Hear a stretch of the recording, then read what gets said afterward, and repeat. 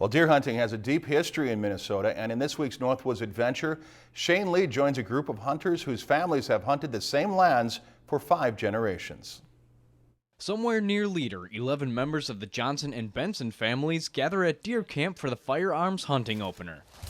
Hunting for us is a social thing. It's all family that hunts together, and some of them we rarely see except for hunting season. The hunters took their stands by 7 Saturday morning, and the first shots went off at 7:30. Alan Benson spent 45 minutes in his deer stand watching animals in the woods as the sun rose. Here comes the buck tripping down the trail, so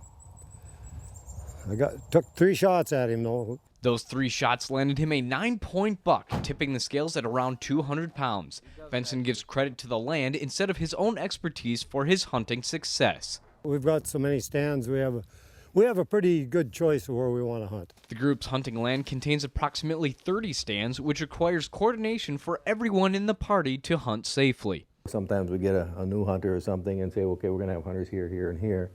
And so we know what to be careful with. Not everyone can shoot a deer in the first 45 minutes. By the time 10:30 rolls around, many of the hunters head back to camp for breakfast. To be a real good deer hunter, you have to be very patient.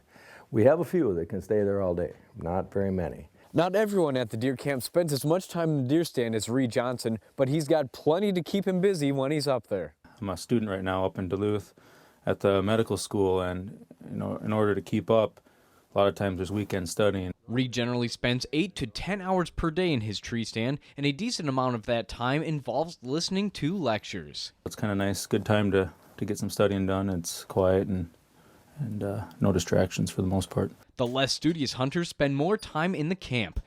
The main cabin is not your average deer camp headquarters. The group upgraded from campers to railroad bunk cars to the new cabin.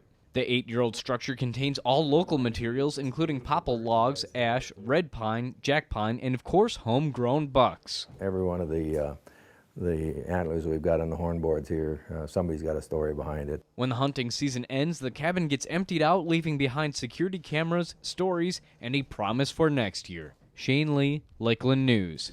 If you've enjoyed this segment of Lakeland News, please consider making a tax-deductible contribution to Lakeland Public Television.